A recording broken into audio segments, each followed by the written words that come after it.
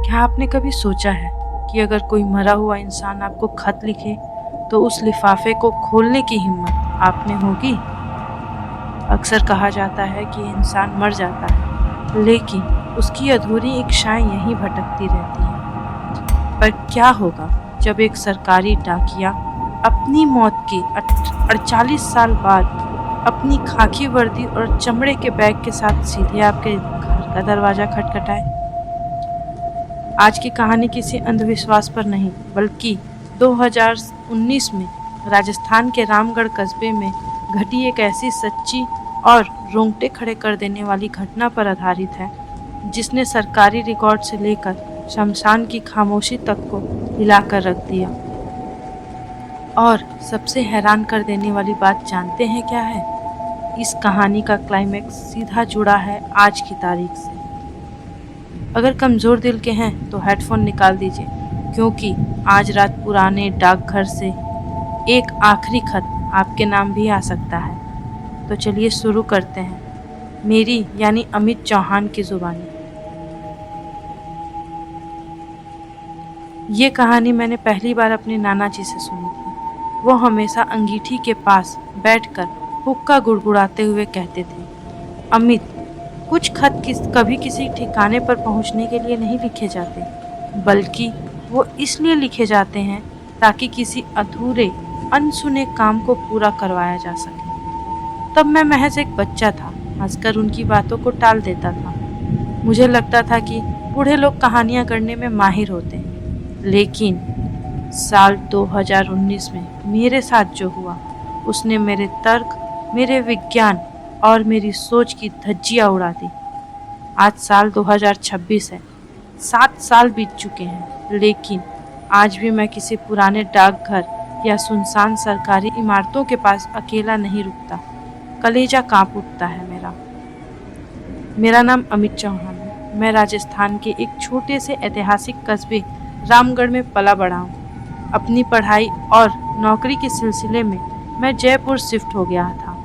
शहर की चकाचौंध में गांव की वो गलियां कहीं पीछे छूट गई थी। लेकिन साल 2019 की शुरुआत में मेरे पिताजी का अचानक देहांत हो गया। पुश्तैनी जमीन जायदाद और उस पुराने बड़े हवेली नुमा घर की देखभाल के लिए मुझे अक्सर जयपुर से रामगढ़ आना पड़ता था। रामगढ़ की भौगोलिक बनावट अजीब है। एक तरफ नए मकान बन रहे थे तो दूसरी तरफ इतिहास की पुरानी निशानियां सड़ रही थी। उन्हीं निशानियों में से एक था रामगढ़ का वो पुराना डाकघर। ब्रिटिश जमाने की वो इमारत लाल ईंटों से बनी थी। वक्त की मार से उसकी खिड़कियां टूट चुकी थी, छतें दरक रही थी और मुख्य दरवाजे पर लोहे का एक बड़ा सा जंग खाया बोर्ड लटका था, जिस पर धुंधले अक्षरों में लिखा था, रामगढ़ प्रधान डाकघर। करीब 15-20 साल पहले सरकार ने कस्बे के दूसरी तरफ एक नया आधुनिक डाकघर बना दिया था, जिसके बाद इस पुरानी इमारत को हमेशा के लिए सील कर दिया गया। गांव के लोग उस रास्ते से गुजरने में भी कतराते थे। ढलती शाम के बाद वह सन्नाटा पसर जाता था। गांव के बुजुर्गों और चरवाहों का कहना था कि रात के सन्नाटे में उस बंद इमारत के अंदर से किसी भारी कदमों की आहट आती थी। ऐसा लगता है जैसे सूखे पन्नों को पलट रहा हो और फिर जोर से मोहर लगाने की आवाज़ आती थी। थप थप। मैं ठहरा शहर का पढ़ा लिखा लड़का इन बातों को महज अंधविश्वास मानता था, पर दिसंबर की उस कड़कड़ाती ठंड ने मेरा वह वहम हमेशा के लिए तोड़ दिया। दिसंबर का आखिरी हफ्ता था। राजस्थान की ठंड हड्डियों को कपा देने वाली होती है। शाम के करीब 6:30 या 7 बज रहे हैं। चारों तरफ घना कोहरा छा चुका था। मैं अपनी गाड़ी पार्क करके जैसे ही अपनी पुश्तैनी घर के मुख्य खिड़की के दरवाजे के पास पहुंचा, मेरी नज़र नीचे फर्श पर पड़ी। दरवाजे के नीचे के गैप से अंदर की तरफ एक पुराना धूल से सना पीला लिफाफा पड़ा हुआ था। मैंने उसे उठाया, पर उस पर नीली स्याही से साफ अक्षरों में मेरा नाम लिखा था, अमित चौहान। लिफाफे को हाथ में लेते ही मेरे शरीर में एक अजीब सी सिहरन दौड़ गई। वो लिखावट कोई आम लिखावट नहीं थी, वो हूबहू मेरे स्वर्गीय दादाजी के हाथों के अक्षरों जैसी थी। घुमाव और सधे हुए शब्द, लेकिन मेरे दादाजी को गुजरे पूरे 20 साल हो चुके हैं। मैंने खुद को समझाया कि शायद गांव के किसी पुराने बुजुर्ग रिश्तेदार ने पहचान लिया होगा और कोई पुराना कागज देकर मजाक कर रहा होगा। मैंने कांपते हाथों से उस लिफाफे को फाड़ा। अंदर कोई लंबा चौड़ा पत्र नहीं था, सिर्फ एक खुरदरे पन्ने पर एक ही लाइन लिखी थी, पुराने डाकघर में रखा तीसरा रजिस्टर खोलना, देर मत करना। नीचे न तो कोई नाम था न कोई पता, बस वह एक वाक्य। मेरे हाथ पैर ठंडे पड़ गए। उस कड़कड़ाती ठंड में मेरे माथे पर पसीने की बूंदें आ गईं। क्या यह कोई प्रैंक था? क्या कोई सच में मुझे उस डरावनी इमारत में बुला रहा था? मुझे रहा नहीं गया। कौतूहल और डर के मिले जुले एहसास के साथ मैं तुरंत अपनी बाइक उठाकर कस्बे के नए डाकघर की तरफ भागा। वहाँ मेरी मुलाकात वर्तमान के पोस्ट मास्टर श्री गंगाराम जी से हुई। वो काफ़ी बुजुर्ग थे और पिछले 40 सालों से इसी कस्बे में डाक विभाग में थे। मैंने बिना वक्त गंवाए वो लिफाफा उनकी मेज पर रख दिया। गंगाराम जी, जरा इसे देखिए। यह लिफाफा आज मेरे घर के दरवाजे पर मिला है। क्या आप बता सकते हैं कि ये किस डाकिये ने पहुंचाया है? गंगाराम जी ने जैसे ही उस पीले लिफाफे को हाथ में लिया, उनका चेहरा सफेद पड़ गया। उनके हाथ कांपने लगे। उन्होंने चश्मा उतारकर मुझे देखा और बेहद धीमी, डरी हुई आवाज में कहा, यह तुम्हें कहाँ मिला अमित? मेरी पुश्तैनी घर के दरवाजे पर। क्या हुआ? आप इतने परेशान क्यों दिख रहे हैं? अमित, इस लिफाफे के कोने को देखो। इस पर जो मुहर लगी है वो नए डाकघर की नहीं है। इस पर लाल स्याही की वो धुंधली मुहर है जो आज से 40 साल पहले इस्तेमाल होती थी। ध्यान से पढ़ो, इस पर क्या लिखा है। मैंने लैंप की रोशनी में उस पर मुहर को जूम करके देखा। लिखा था, रामगढ़ प्रधान डाकघर, 14 जुलाई 1978। मेरी रीढ़ की हड्डी में मानो बर्फ का पानी उतर गया हो। लेकिन गंगाराम जी, यह कैसे मुमकिन है? पुराना डाकघर तो सालों से सील बंद है। 1978 की मुहर आज फ्रेश कैसे लग रह सकती है? अमित, सरकारी रिकॉर्ड के मुताबिक यह मुहर उसी दिन गायब हो गई थी जिस दिन हरिराम डाकिया गायब हुआ था। मेरी मानो आज रात उस तरफ मत जाना। उस इमारत में जो कुछ है वो इस दुनिया का नहीं। गंगाराम जी से पूछने पर उन्होंने मुझे बताया, उसने मेरे होश उड़ा दिए। उन्होंने बताया कि साल 1978 में उस पुराने डाकघर में हरि राम नाम का एक डाकिया हुआ करता था। सीधा साधा, बेहद ईमानदार और कर्तव्यनिष्ठ। पूरा कस्बा उसे प्यार करता था। लेकिन 13 और 14 जुलाई 1978 की दरमियानी रात को हरि राम अचानक गायब हो गया। अगले दिन डाकघर का ताला टूटा मिला। सारे रिकॉर्ड बिखरे थे, लेकिन हरिराम का कोई अता पता नहीं था। पुलिस ने जांच की, कुछ हाथ नहीं लगा। बस एक बात सामने आई कि डाकघर का एक बेहद महत्वपूर्ण सरकारी रजिस्टर गायब था। उसके कुछ महीनों बाद ही उस पुरानी इमारत में अजीब हरकतें शुरू हो गई। वो जगह भूतहा घोषित कर दिया गया। गंगाराम जी की चेतावनी के बावजूद मेरा दिमाग सुन्न था। डर तो था, लेकिन उससे कहीं ज्यादा यह जानने की बेचैनी थी कि मेरे दादाजी की लिखावट उस 1978 के मुहर से क्या संबंध था। रात के ठीक 10 बज रहे।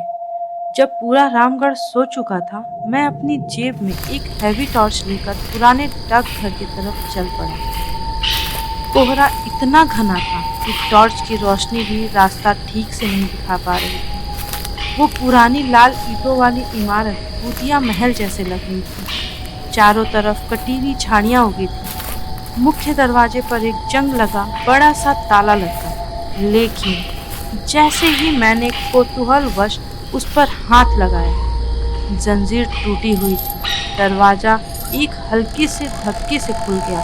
अंदर कदम रखते ही सड़े हुए कागज, सीलन और बरसों पुरानी धूल की तीखी गंध मेरे नथुनों से टकराई। चारों तरफ मकड़ी के जाले लटके थे। खिड़कियों के टूटे हुए शीशों से ठंडी हवा अंदर आकर मैं अपनी टॉर्च की रोशनी को दीवार पर घुमाते हुए अंदर बने रिकॉर्ड रूम की तरफ बढ़ने लगा। लेकिन तभी मेरे नाक में एक और गंध आई। वो धूल की गंध नहीं थी, बिल्कुल ताज़ा नीली स्याही की महक थी। ऐसा लग रहा था मानो अभी अभी किसी ने पेन में स्याही भरी हो। मेरे कदम थम गए, लेकिन दिल की धड़कनें इतनी तेज हो गई थी कि मुझे खुद अपनी दिल की धड़कनें सुनाई दे रही थी। मैंने खुद को संभाला और रिकॉर्ड रूम की जंग लगी लोहे की अलमारी के पास पहुंचा। अलमारी का दरवाज़ा खुला हुआ था। अंदर सचमुच धूल से सने सिर्फ 3 बड़े बड़े सरकारी लेज़र रजिस्टर रखे हुए थे। कांपते हाथों से मैंने तीसरे नंबर का रजिस्टर बाहर निकाला और उसे टेबल पर रखा। मैंने रजिस्टर खोला और शुरुआती के पन्नों पर 1970 के दशक की डाक एंट्रीज थी। मनी ऑर्डर, पार्सल, सरकारी चिट्ठियाँ। पन्ने पीले और कमज़ोर हो चुके थे। मैंने पन्ने पलटे और अचानक बीच का एक पन्ना आया जहाँ रोज़मर्रा की एंट्रीज बंद थीं। उस पूरे पन्ने पर सिर्फ इस कस्बे के लोगों का नाम लिखा था। वो नाम काले पेन से लिखे गए थे। मेरी आंखें उन नामों को पढ़ रही थी, तभी सबसे नीचे लिखे आखिरी नाम पर जाकर मेरी टॉर्च की रोशनी टिक गई। वहाँ लिखा था अमित चौहान। मेरी सांसें वहीं अटक गई। 1978 के एक बंद पड़े रजिस्टर में मेरा नाम कैसे हो सकता है? मेरा जन्म तो उस साल के कई सालों बाद हुआ था। ये कैसे मुमकिन था? उसी पल कमरे का तापमान अचानक से गिर गया। मेरी फूंक से भाप निकलने लगी और मुझे अपने ठीक पीछे किसी की मौजूदगी का एहसास हुआ। कोहरे के बीच से कमरे के कोने से एक बेहद ठंडी गूंजती हुई सरसराहट जैसी आवाज आई। खत पहुंचाना बाकी है अमित, खत पहुंचाना बाकी है। मैं डर के मारे चीखते हुए पीछे पलट कर देखा। टॉर्च की रोशनी कांप रही थी। रिकॉर्ड रूम के दरवाजे पर एक दुबला पतला आदमी खड़ा था। उसने खाकी रंग की फटी और पुरानी डाकिये की वर्दी पहन रखी थी। उसके कंधे पर चमड़े का एक पुराना डाक बैग लटका हुआ था और सिर पर भीगी हुई सरकारी टोपी थी। लेकिन उसका चेहरा साफ नहीं था।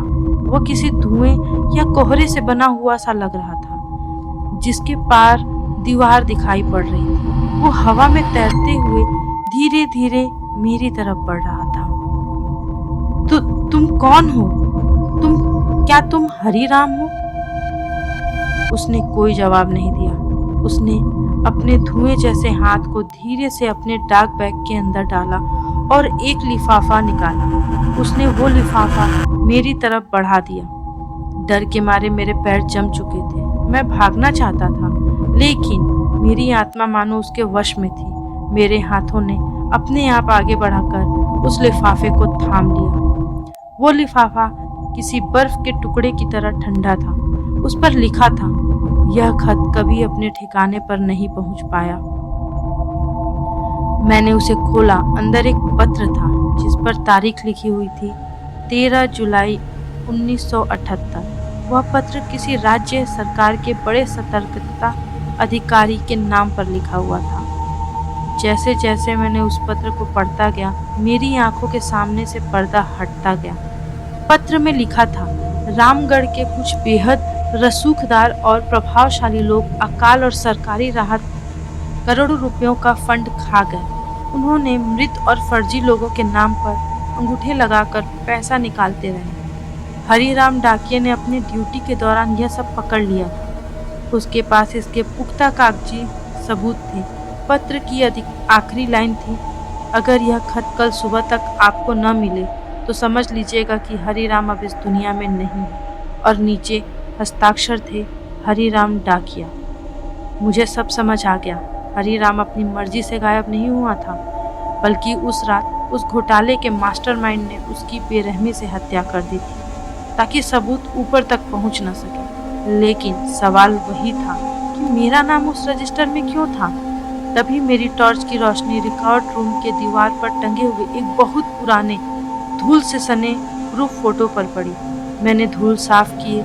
उस फोटो पे 1978 के कस्बे के कुछ गणमान्य लोग खड़े थे, और उनमें बीच में जो शख्स खड़ा हुआ था वो कोई और नहीं, मेरे सगे दादाजी थे। मैंने फोटो फ्रेम से निकाला और उसके पीछे लिखा था, सरकारी राहत कोष जांच समिति 1978। मेरे दादाजी उस जांच समिति के अध्यक्ष थे। हरीराम ने वो आखिरी खत और सबूत मेरे दादाजी को सौंपने की कोशिश की थी, लेकिन वो उन तक पहुंचने से पहले ही मार दिया गया। हरीराम का साया न्याय चाहता था, और चूंकि मेरे दादाजी नहीं रहे, इसीलिए वो अपनी आखिरी उम्मीद लेकर मेरे पास आया था। मैं किसी तरह उस रात घर वापस भागा। अगली सुबह मैंने जिला रिकॉर्ड ऑफिस जाने का फैसला किया, लेकिन उसी रात ठीक 2:17 पर मेरी आंखें खुली। बाहर सन्नाटे में फिर वही साइकिल की घंटी बजाई गई। मैंने खिड़की से झांका। सड़क पर घने कोहरे के बीच हरीराम अपनी साइकिल के साथ खड़ा था। उसने मेरी तरफ देखा और हाथ से इशारा किया, चलो। मैं सम्मोहन की स्थिति में उसके पीछे पीछे चल पड़ा। वो मुझे कस्बे की सीमा के बाहर एक बंजर जमीन पर सैकड़ों साल पुराने सूखे कुएं के पास ले गया। वहां पहुंचकर वो कुएं की गहराई में समा गया और गायब हो गया। मैंने देखा कि कुएं के ठीक बगल में मिट्टी थोड़ी धंसी हुई थी। अगले दिन सुबह मैंने गांव के सरपंच और पुलिस को बुलाकर वहां खुदाई कराई। महज 4 फीट की खुदाई के बाद जो मिला, उसने पूरे रामगढ़ को हिलाकर रख दिया। मिट्टी के नीचे एक नरकंकाल दबा हुआ था। उसके साथ गले में अटका हुआ पीतल का एक बिल्ला मिला, जिस पर हरीराम का एम्प्लॉय नंबर दर्ज था। और सबसे बड़ी बात, उस कंकाल के ठीक नीचे एक वाटरप्रूफ सरकारी थैले में वो सारे मूल दस्तावेज और राहत घोटाले के फाइलें सुरक्षित थी, जिन्हें हरीराम ने अपनी जान देकर छुपाया था। जांच दोबारा खुली, पुराने काले कारनामे उजागर हुए और इतिहास का एक बदसूरत सच सबके सामने आ गया। इस घटना के ठीक एक हफ्ते बाद, जब अदालती कार्यवाही और पुलिस कागजी औपचारिकताएं पूरी हो चुकी थी, मैंने पुश्तैनी घर की बालकनी में बैठा चाय पी रहा था। तभी अचानक हवा का एक तेज झोंका आया। मेरी मेज पर एक सफ़ेद लिफाफा आकर गिरा। इस बार उस पर कोई पुरानी मुहर नहीं थी, न ही कोई धूल थी। वो एकदम साफ था। अंदर एक छोटी सी पर्ची थी, जिस पर लिखा था, अब खत सही ठिकाने पर पहुंच गया, धन्यवाद हरीराम। मुझे लगा कि हरीराम की आत्मा को मुक्ति मिल गई। उस घटना के कुछ महीनों बाद सरकार ने सुरक्षा कारणों से उस जर्जर पुराने डाकघर की इमारत को पूरी तरह से डायनामाइट और बुलडोजर से ढहाने का आदेश दे दिया। जिस दिन वो इमारत तोड़ी जा रही थी, मैं वहीं खड़ा था। मलबे के गिरते ही सालों का वो डरावना साया हमेशा के लिए दफन हो गया था। मजदूरों ने भी राहत की सांस ली कि अब वहाँ से कोई आवाज़ नहीं आती थी। लेकिन कहानी यहाँ खत्म नहीं हुई। मलबे के सफाई के दौरान ठेकेदार को सबसे भीतरी तह खाने की ढही हुई दीवारों के बीच से एक लोहे का छोटा सा बॉक्स मिला। उसने वो बॉक्स बुलाकर मुझे सौंप दिया, क्योंकि ज़मीन हमारी पुश्तैनी थी। मैंने जैसे ही उस बॉक्स को खोला, मेरे पैरों के नीचे ज़मीन खिसक गई। अंदर एक बिल्कुल नया, कड़क और चमचमाता हुआ लिफाफा था। वह लिफाफा न तो 1978 का था और न ही 2019 का। मैंने उसे पलटा। उस पर नीली स्याही से साफ साफ लिखा था, अगला खत अभी पहुंचना बाकी है, और उसके नीचे आज की तारीख लिखी हुई थी, यानी 3 जुलाई 2026। तो दोस्तों, आज 2026 की वही तारीख बीत चुकी है। मैं अपने शहर के फ्लैट में बैठा हूँ, लेकिन थोड़ी देर पहले ही मेरे दरवाजे के नीचे से किसी ने एक पीला लिफाफा अंदर सरका दिया, और बाहर गली की में गहरा कोहरा था। और दूर तक कहीं किसी पुरानी साइकिल की घंटी बज रही थी। क्या वो हरिराम डाकिया है या कोई नया साया जो अपना अधूरा काम कराना चाहता है? मैं इस नए लिफाफे को खोलने जा रहा हूँ, लेकिन उससे पहले आप मुझे कमेंट करके बताइए, अगर आज रात आपके दरवाजे के नीचे ऐसा कोई खत मिले तो आप क्या करेंगे? अगर आपको यह रामगढ़ की पुराने डाकघर की सच्ची कहानी और खौफनाक दास्तान पसंद आई हो तो इस वीडियो को लाइक और शेयर ज़रूर करें। और हाँ, अगर भविष्य में भी ऐसी ही भूतहा जगहों, सच्ची डरावनी घटनाओं और अनसुलझे रहस्यों के गवाह बनना चाहते हैं तो हमारे चैनल को अभी सब्सक्राइब कर लें और बेल आइकॉन दबाना न भूलें। अपना ध्यान रखिएगा, क्योंकि वक्त बदल जाता है, इंसान बदल जाते हैं, लेकिन कुछ अधूरे काम और कुछ खौफनाक साए कभी खत्म नहीं होते। शुभ रात्रि।